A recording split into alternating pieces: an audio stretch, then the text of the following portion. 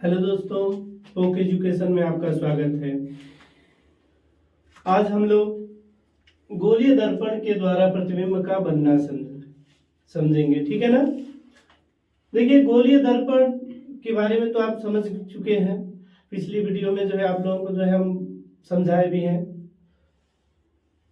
चित्र बना के दर्शाए थे, ठीक है। आज जो है हम लोग गोलीय दर्पण के द्वारा प्रतिबिंब का बनना, ठीक है। गोलीय दर्पण के लिए जो है प्रतिबिंब बनने के 3 नियम है, यानी कि 3 स्थितियों में जो है प्रतिबिंब बन सकता है या प्राप्त होता है। जैसे देखिए, पहला नियम क्या है, जो किरण मुख्य अक्ष के समांतर चलती है, जो किरण मुख्य अक्ष के समांतर चलती है वह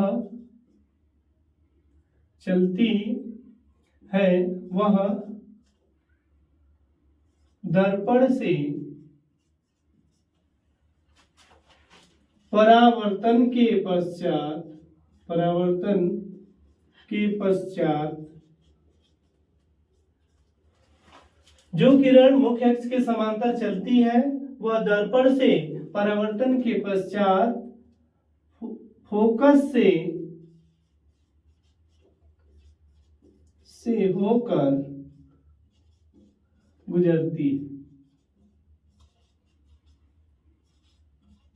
ठीक है।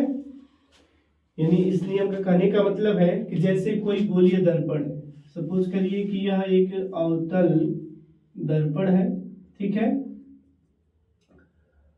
और इसका यह मुख्य अक्ष है, यह इसका प्रकाशीय केंद्र है, इसका फोकस है,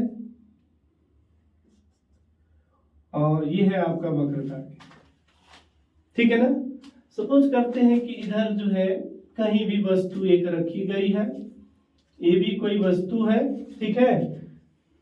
तो हमारा नियम क्या है कि जो किरण मुख्य अक्ष के समांतर चलती है, यानी समांतर एक किरण ले लें, मुख्य अक्ष ये है आपका, क्या है, मुख्य अक्ष, ठीक है। यानी ये किरण जो है हमारी क्या है, मुख्य अक्ष है, ठीक है। और यह इस मुख्य अक्ष के समांतर जो है इस वस्तु से एक किरण ली गई, ठीक है, ऐसे। तो कहने का मतलब क्या है कि जब कोई किरण मुख्य अक्ष के समांतर चलती है तो परावर्तन के पश्चात फोकस से होकर गुजरती है। तो देखिए, यहां से परावर्तित होगी तो ऐसे फोकस से होते हुए आगे बढ़ेगी।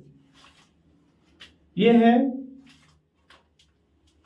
गोलीय दर्पण द्वारा प्रतिबिंब के बनने का पहला नियम, यानी जो किरण समांतर जाएगी परावर्तन के पश्चात फोकस से ही होके जाएगी, ठीक है ना। अब देखिए दूसरा नियम, जो किरण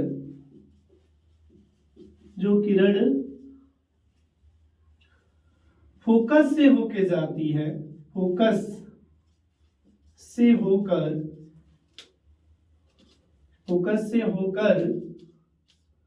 जाती है वह परावर्तन के पश्चात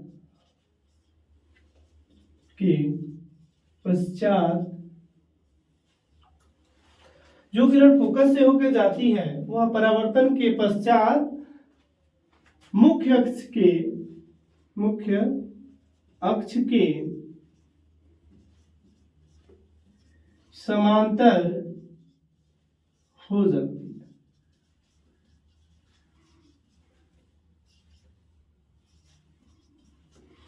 अर्थात इसके कहने का मतलब ये है कि जैसे कोई गोलीय दर्पण है ऐसे, ठीक है, सपोज करिए ये गोलीय दर्पण है और इसका ये मुख्य अक्ष है, ठीक है, इसका प्रकाशीय केंद्र है, और ये है आपका फोकस या और वक्रता केंद्र सी।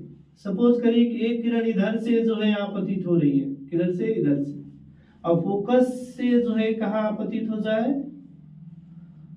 इस दर्पण पे। आपतित होने के पश्चात यह क्या होती है कि यहां से जब परावर्तित होती है तो ये मुख्य अक्ष के समांतर निकलती है। क्या होती है? मुख्य अक्ष के समांतर निकलती है। अर्थात कहने का मतलब जब कोई किरण फोकस से होकर जाती है तो वह परावर्तन के पश्चात मुख्य अक्ष के समांतर हो जाती है। देख भी रहे कि जो किरण फोकस से जा रही है वो मुख्य अक्ष के समांतर नजर आ रही है। ठीक है।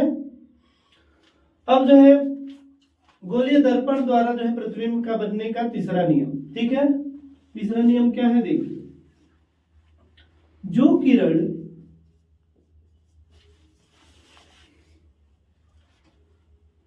वक्रता केंद्र से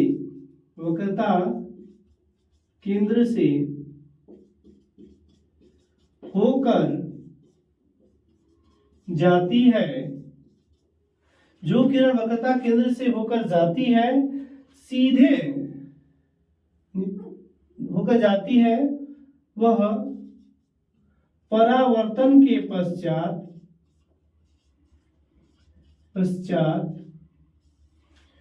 उसी मार्ग से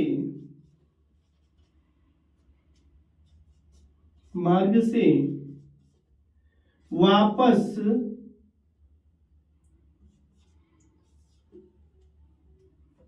चली जाती है।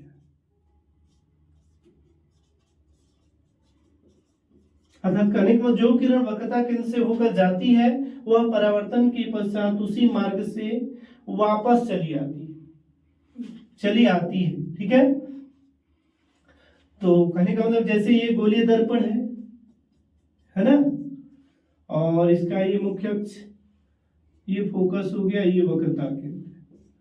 तो इस नियम में बताया जा रहा है कि जो भी किरण वक्रता केंद्र से होके जाएगी पुनः उसी मार्ग से वापस चली आएगी।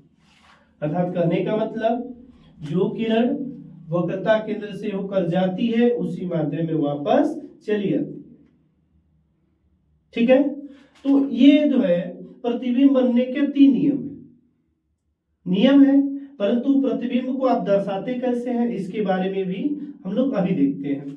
देखिए, यदि आप नोट करना चाहते हैं तो नोट कर लें।